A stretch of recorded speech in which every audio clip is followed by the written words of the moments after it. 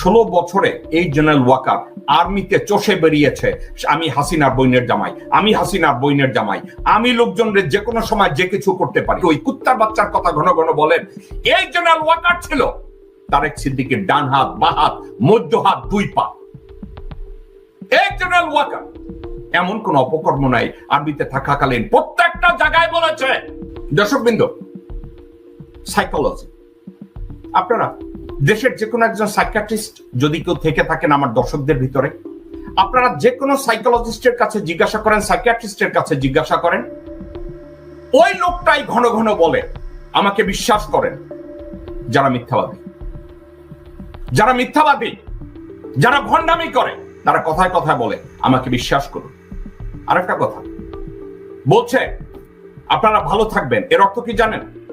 এই জেনারেল ওয়াকার বহু অন্যায়ের সাথে জড়িত, বহু লোকজনের ভিকটিমদের সাথে জড়িত, যাদেরকে General Walker behind the scene বলে।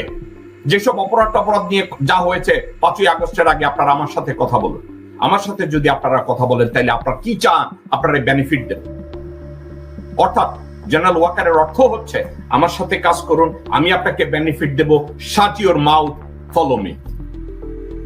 এটা হচ্ছে জেনারেল ওয়াকারের ভদ্রতা। উনি বলছেন ওনার কোনো অ্যাম্বিশন নাই, ওনার এনাফ। উনি বলছেন আই হ্যাড এনাফ। কেন এনাফ হবে না? 16 বছরে এই জেনারেল ওয়াকার আর্মিতে চষে বেরিয়েছে, আমি হাসিনার বইনের জামাই, আমি হাসিনার বইনের জামাই, আমি লোকজনের যে কোনো সময় যে কিছু করতে পারি। আপনারা সবাই তারেক সিদ্দিক ওই কুত্তার বাচ্চার কথা ঘন ঘন বলেন, তারেক সিদ্দিক এই করেছে সেই করেছে। এই জেনারেল ওয়াকার ছিল তারেক সিদ্দিকের ডান হাত, বাঁ হাত, মধ্য হাত, দুই পা। এই জেনারেল ওয়াকার এমন কোন অপকর্ম নাই আর্মিতে থাকাকালীন প্রত্যেকটা জায়গায় বলেছে, যেখানেই আটকে গেছে। আপনাদেরকে আমি কথায় কথায় বলবো, হাসিনা কথায় কথায় বলতো আমার ছোট ভাই কি অপরাধ করেছে শেখ রাসেল, বলেছে না? দর্শকবৃন্দ, আপনাদেরকে আমি একটা কথা বলি, আপনারা কি জানতেন এই রাসেলকে নিয়ে আর্মিতে, রক্ষী বাহিনীতে, মুজিব বাহিনীতে কত প্রকার অশান্তি ছিল? আপনারা কি জানেন? যারা আর্মিতে ছিলেন ওই সময়, আমি আমার এই কথাটাকে আপনারা ভেরিফাই করে দেখেন। এই রাসেল কি করতো জানেন?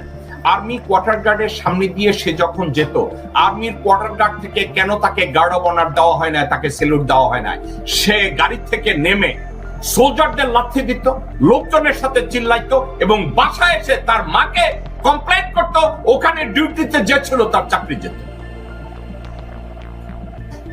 তো এই ধরনের একটা বাচ্চা এখন তাকে বলবে না ও ছোট বাচ্চা, না ও ছোট বাচ্চা না। যে বাচ্চা জানে আমি মুজিবের পোলা, আমারে কেন স্যালুট দিল না, তারে বাচ্চা বলা যাবে না। তারে যদি কেউ মেরে ফেলে, তার কৃতকর্মের জন্য তাকে মেরে ফেলেছে।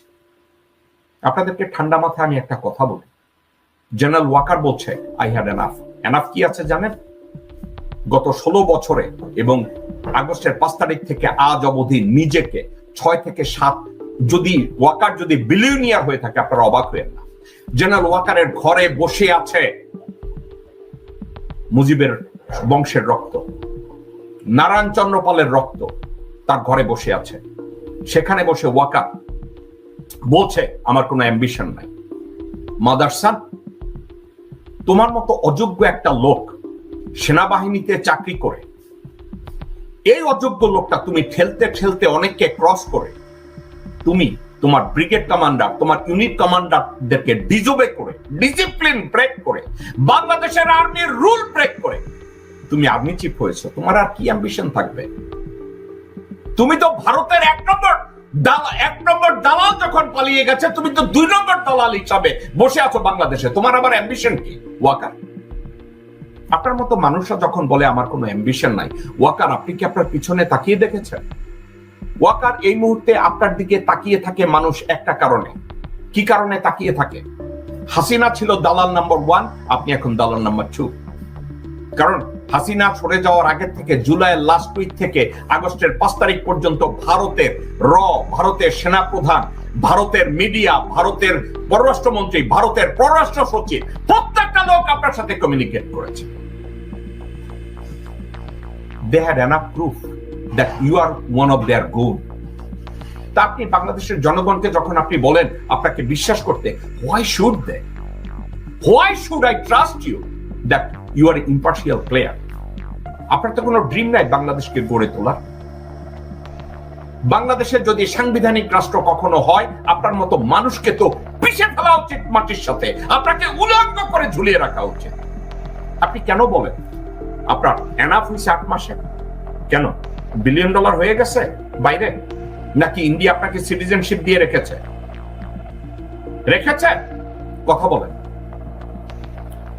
তো, নিজেকে কথা বলেন না আপনার কোনো অ্যাম্বিশন নাই, এ কথা বলেন না I had enough। এই I had enough যদি হয়, একটা কাজ করেন General Walker, resign from your position or stay in the position and tell the commission. আমাকেও যদি কোনো কাজে, কোনো অপরাধ কর্মে সন্দেহ করা হয়, আমাকে যেন ডিপোজ করা হয়, আমাকে যেন ইন্টারভিউ করা হয় নির্ভয়। দর্শক বিন্দু, আপনাদেরকে আমি একটা কথা বলি, জিয়া রহমান সাহেব হাসান হাফিজুর রহমানকে মুক্তিযুদ্ধের ইতিহাস লিখতে বলতেন। হাসান হাফিজুর রহমান জিয়া রহমান সাহেবকে বলল, সাহেব আমাকে এই কাজটা থেকে বাদ দেন। বলছে কেন? বলছে আপনার সম্পর্কে অনেক বিতর্ক আছে, এখন আমাকে আপনি মুক্তিযুদ্ধের ইতিহাস লিখতে বলছেন, তাইলে আমি তো আপনাকে নিয়ে বিতর্কিত কোনো কিছু বললে আপনি তো আমাকে গ্রেফতার করে ফেলবেন, আমাকে তো আবার মেরে ফেলবেন। আপনাদেরকে ঠান্ডা মাথায় আমি বলি, এনএসআই ডিজি, আমি জিয়া সাহেবের মুখ থেকে কোনো কথা শুনি নাই, এনএসআই ডিজি হাকিম সাহেব সরাসরি আমাকে বলেছে, আমার পাশে বসা ছিল রিয়ার অ্যাডমিরাল মোশাররফ হোসেন খান, আমার পাশে বসা ছিল জেনারেল শিশু, আমার পাশে বসা ছিল আমজাদ খান চৌধুরী। হাকিম সাহেব বলেছে, জিয়া সাহেব হাকিম সাহেবকে বলছে, যত বিষয় আমার ব্যাপারে কন্ট্রোভার্সি আসে, বিতর্কিত জিনিস আছে, আপনি বাংলাদেশের স্বাধীনতার ইতিহাস লিখতে গেলে আমাকে এসে সরাসরি জিজ্ঞাসা করবেন। আপনি আমার কথা বিশ্বাস করলে লিখবেন, আমার কথা বিশ্বাস না করলে ওখানে বলে দেবেন যে এ কথা বলা ঠিক না। ঠিক আছে? এই কথাগুলো তাকে বলা হয়েছে। জিয়া রহমান সাহেব বলেছিল, আমি যদি অন্যায় করে থাকি এটাকে মূল্যায়ন করেন, আমি যদি দেশদ্রোহী কোনো কাজ করে থাকি আমাকে আপনি সরাসরি জিজ্ঞাসা করেন। General Walker, can you do the same thing? আপনি কি বলতে পারবেন যেসব কমিশন করা হয়েছে তাদেরকে, যে আসুন আমার সাথে এগুলো নিয়ে কথা বলুন, আমাকে যদি কোনো ব্যাপারে দায়ী করা হয় এ ব্যাপারে আমাকে জিজ্ঞাসা করুন, আমাকে নির্ভয় এসব ব্যাপারে জিজ্ঞাসাবাদ করা হোক? আপনি কি করেছেন? আপনি করেন না। কেন করেন না জানেন? একটা কারণে করেন না, কারণ আপনি জানেন আপনি অপরাধী। এবং আমি আপনাকে অপরাধী বলছি না, আমি আপনাকে বেনিফিট অফ ডাউট দিচ্ছি। আপনি ধরে নেন আপনি অপরাধী না, কিন্তু এই বিষয়গুলো নিয়ে আপনার মন গড়া একটা বক্তব্য, আপনি রাওয়া নামের ফাওয়া একটা সংগঠন করেছেন, আর ওখানে একজন মিনিমি বসিয়েছেন যে আপনারা দেখলে লেজ দাঁড়ায় আব্দুল হক নামক এক ছাগল